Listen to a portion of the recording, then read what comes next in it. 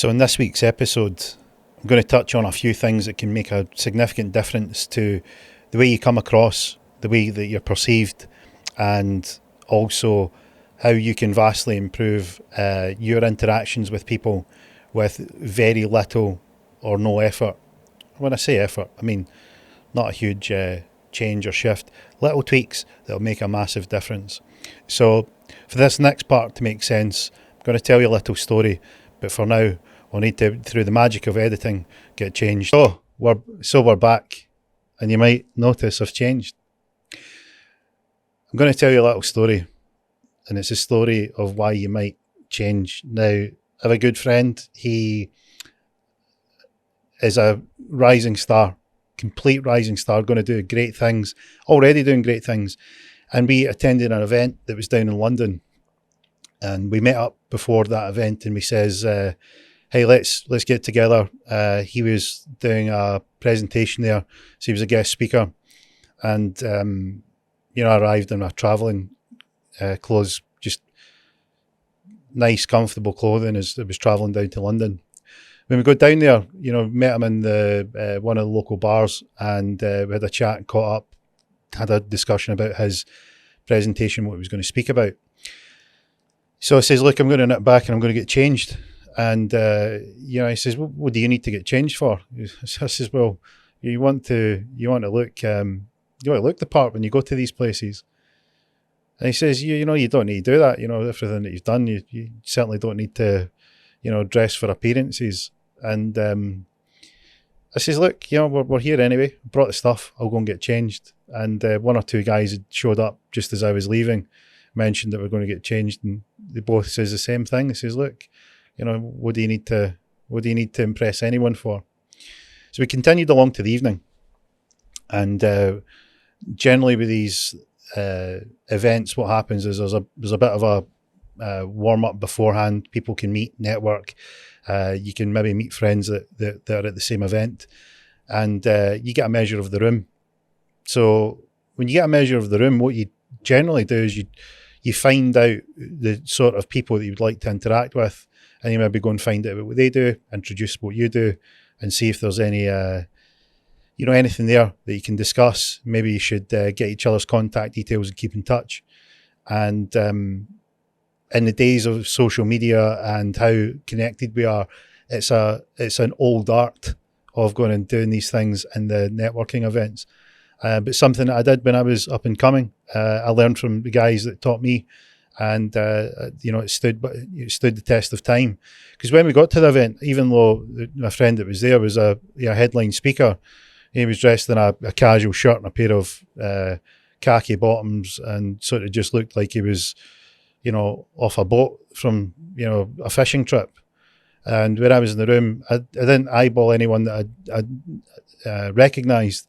But a few people came up and started speaking to me, asked what I did, asked a little bit about myself, and I started to interact. And what you realised was there were a lot more people interacting with me than my friend, and I knew exactly why, and I think that he didn't quite get it. So after the event, he's done his presentation, and afterwards, you would expect that the headline speaker would get the most attention. And although he did get a lot of people that were coming up and speak to him, still, again, he wasn't quite sure why a lot of people were looking to interact with myself over him. So we had a chat in the bar afterwards. I says, look, with these events, what you generally have is, whether you like it or not, people are going to have a first impression. And I think you have around about 30 seconds of when someone first sees you, what impression you're going to give off. So what you need to think about is how you come across, because in this day and age, authenticity is a word that's bandied about, and some might say you should be who you are and be authentic, and that very well may be true, and it doesn't mean that you can't dress for an occasion. And particularly when you go into an event, people will have an idea of the type of people they're going to meet.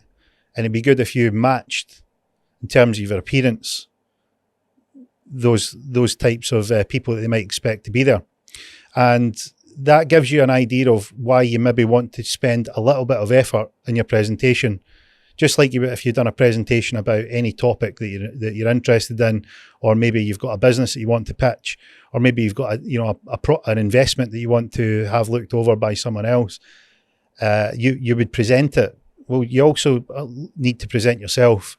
And to present yourself, you're not being it's not that you're not being true to yourself by presenting yourself in the best possible light.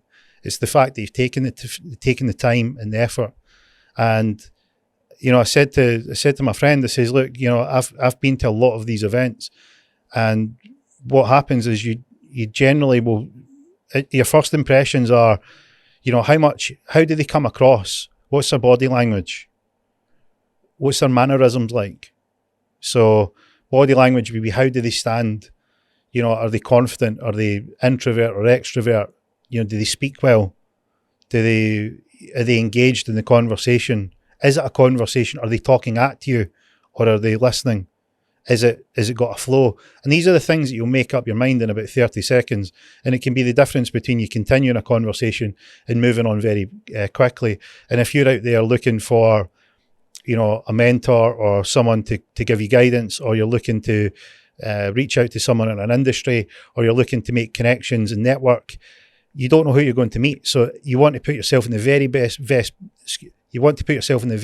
position to interact with the best people. The best way to do that is to show that you've made the effort yourself, that you're presenting yourself in the best possible light, and that you look like you're supposed to be there. Now, if you are industry selling, board shorts and, string vests, then yeah, wear flip-flops, string vests and shorts, because that's the type of people they expect there. And if same with any of the other industries, but if we're talking about networking events, the people, you'll know if you've ever been to one, because the people that look really, really sharp, generally they'll look really sharp. They'll have a way about them, which will generally their energy and how they present themselves. And they'll have a crisp way of speaking. So these are the things that you can do to dramatically improve and increase your chances of meeting the right people that can help you with either advice, or maybe you're looking to connect with them and from a business sense. Maybe you're looking to interact to try to get to know someone that they maybe know. There's someone in their circle of friends that might be a great help to you. And these are the sorts of things that you want to make sure that you are taking the time to give yourself the best possible chance to do that. And I think that's the first thing that I would say, the biggest thing that you can do to make a significant change with not a lot of effort or money, is just how you come across, how you present yourself, what you're wearing will make a massive difference in terms of your first impression, how that lands with people. The second thing that I would say is that one of the biggest things that can make a dramatic change is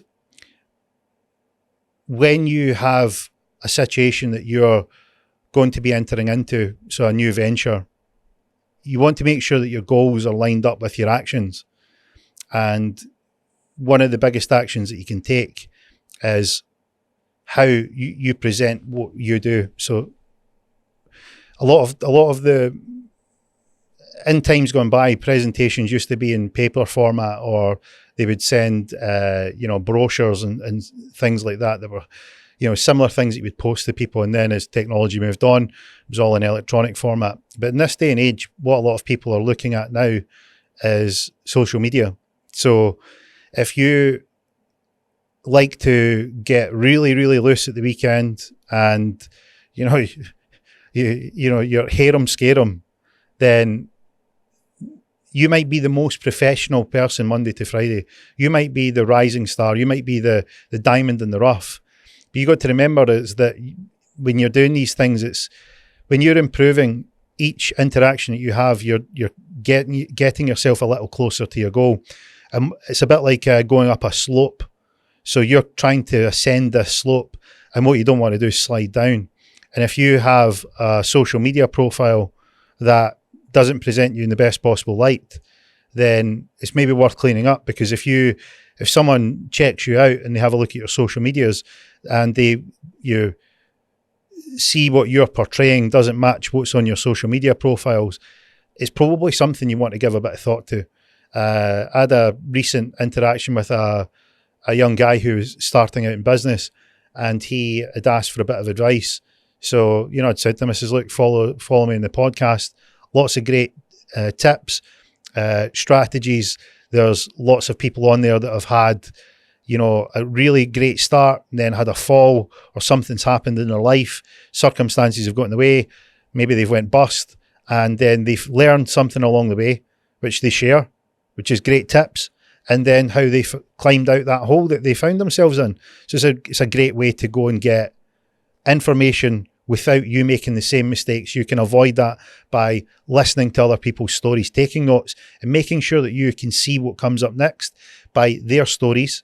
And then if you see that in your adventure into the world of business and investing, you can then go, hey, this looks similar to that, and you can take some action. You can avoid the mistake.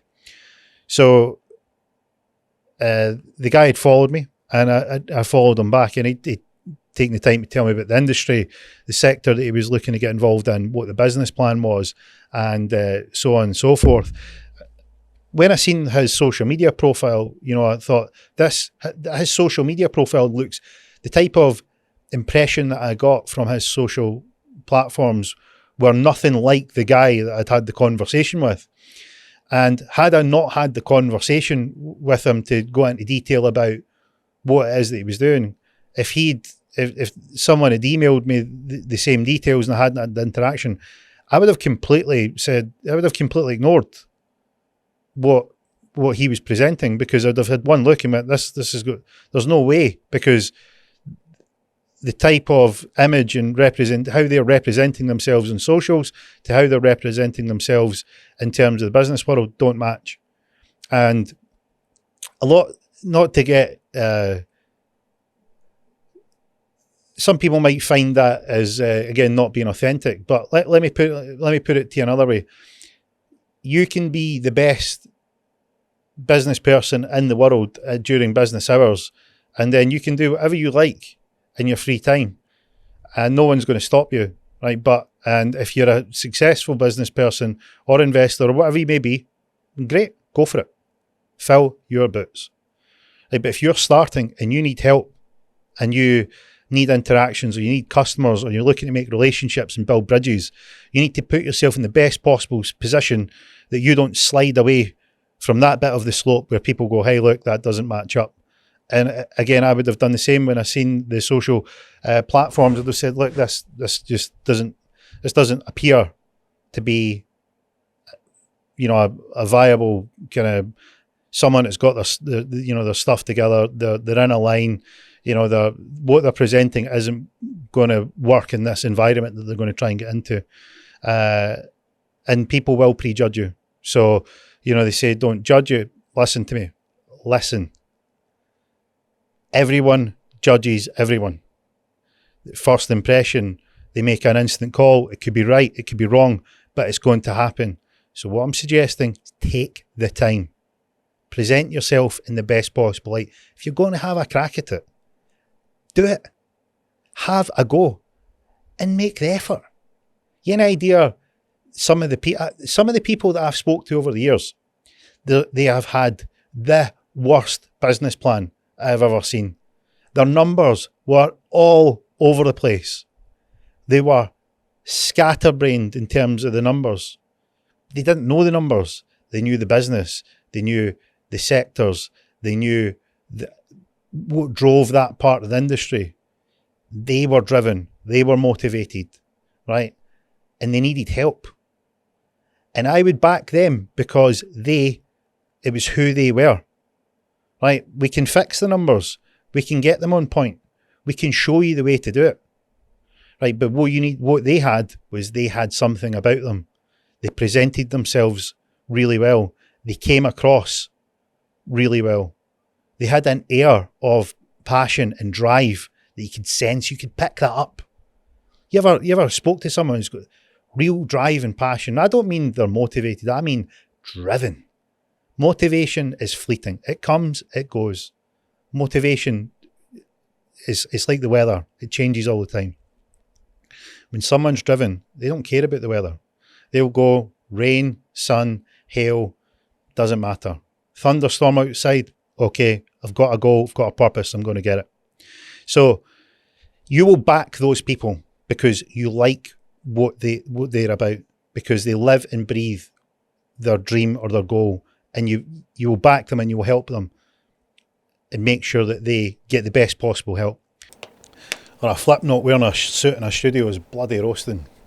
So, Dale, you can edit that one out or you can keep it in, but I am cooking. So, on the other side of that, what you have is you have people that have the best business plans in the world.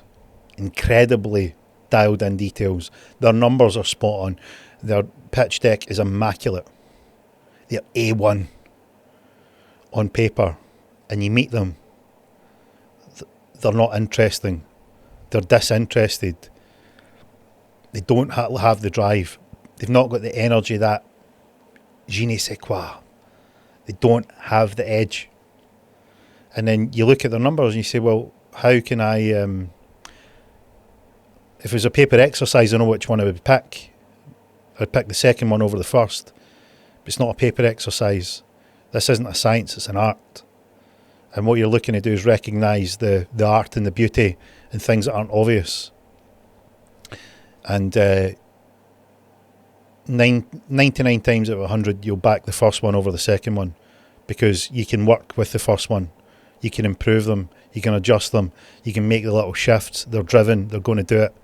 Second one, it's going to be an uphill battle. So you're unlikely to get involved in that because it's somewhat rigid, stuck, immovable, set in their ways. You know the type. You know what I mean. So, in summary, what I would say is how you come across. I'm sure there's a video clip about email addresses, where people are applying for jobs and they put the email address and it's some like, Mrs.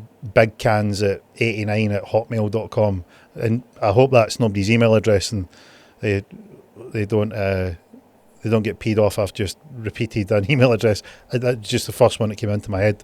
Not that I've used it. This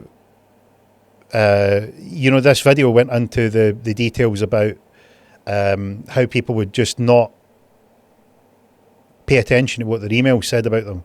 And you would have these people at the other end that are taking the time to read through their CVs, and they would come across these bonkers email addresses, and you would go, surely that's a little thing that you could change. You could get an email address that was a bit more presentable, and it would be missed on people.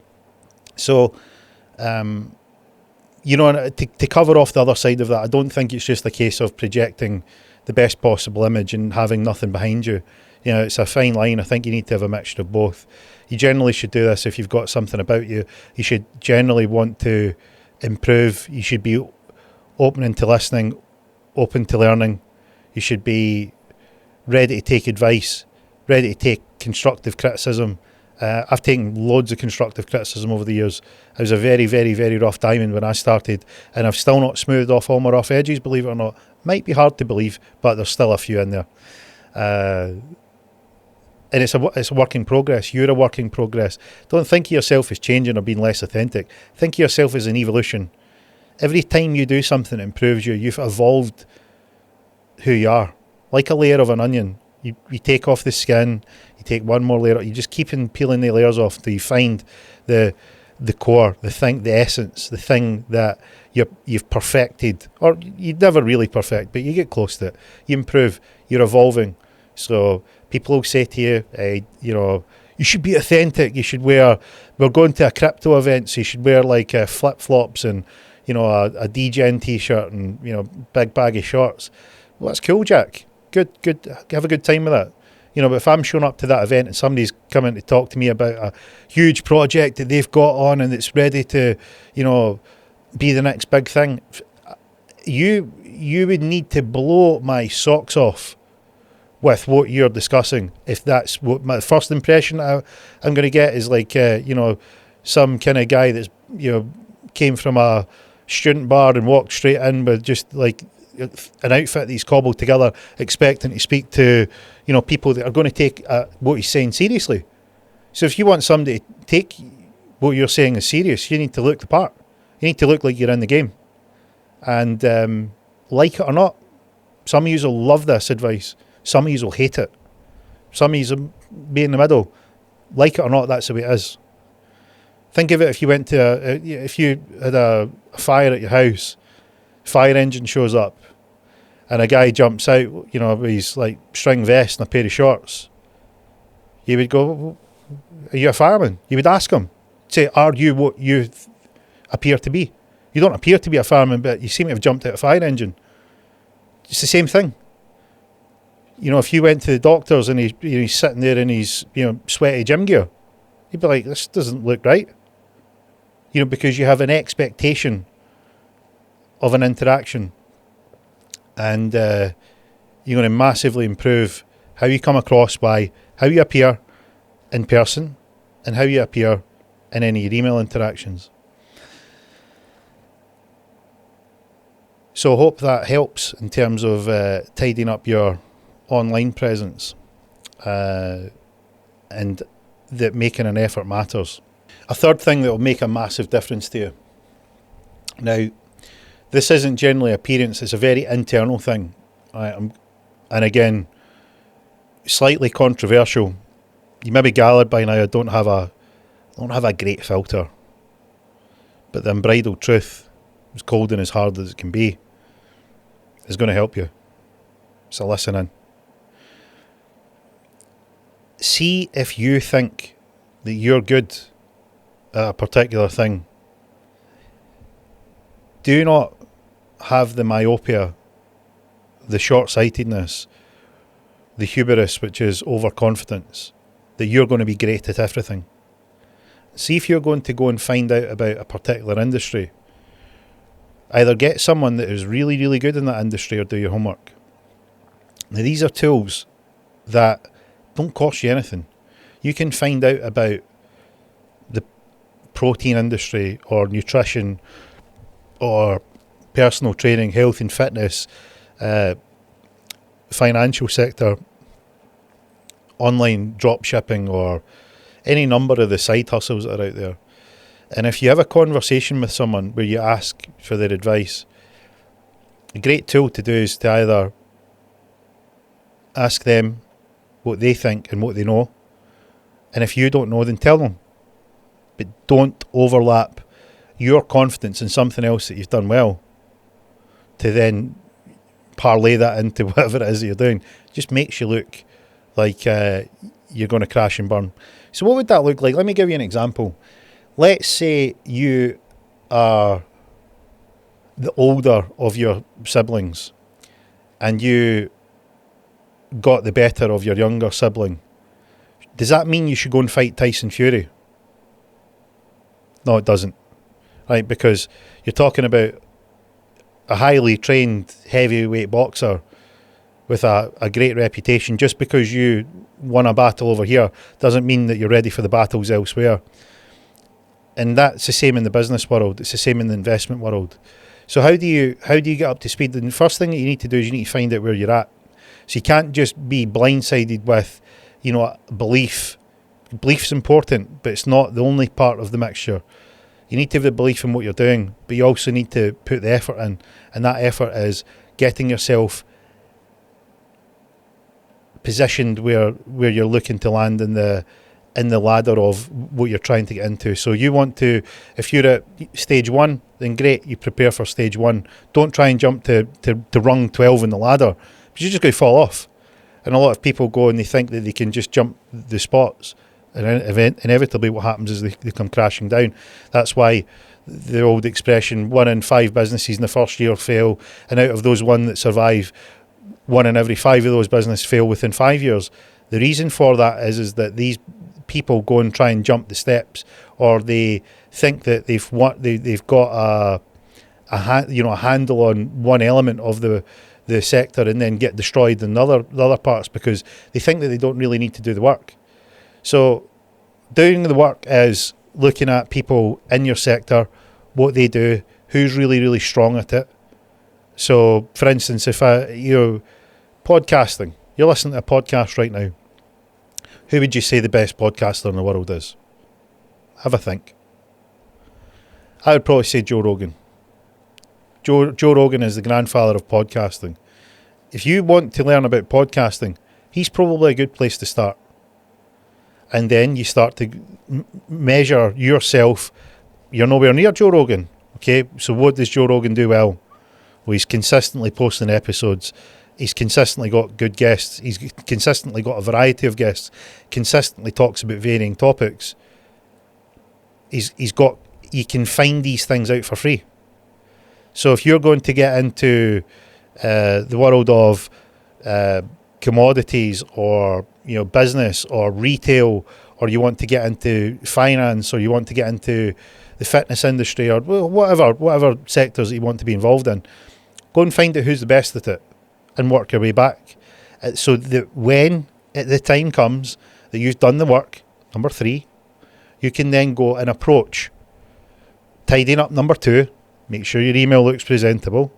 You don't need a super duper professional one. You just need one that isn't provocative or suggestive, or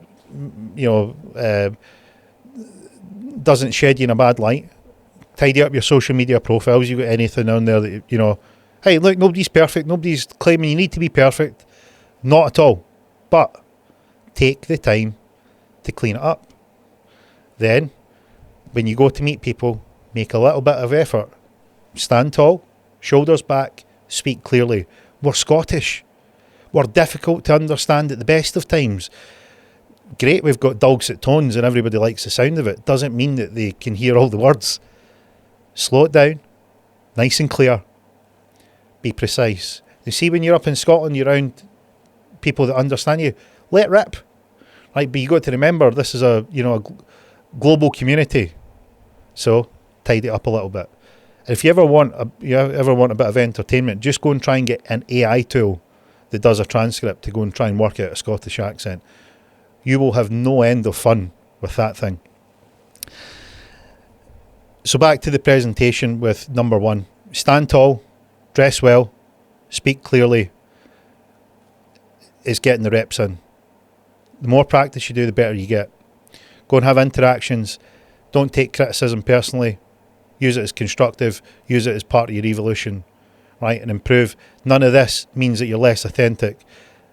All of this means that you're improving and polishing the version of yourself to improve to the level that you want to ascend to. All of it's authentic. And as harsh as it may be, people do judge. They will have a first impression. So make yours good. And I hope me suffering, sweltering in this suit has brought you some amusement and a little bit of advice. So that's all for this week's episode on Conversations with an Investor. Find us on all our social media channels. We're on Instagram, TikTok, YouTube, all at Conversations with an Investor. You can visit my website, cwipodcast.com. And until next week, that's a wrap.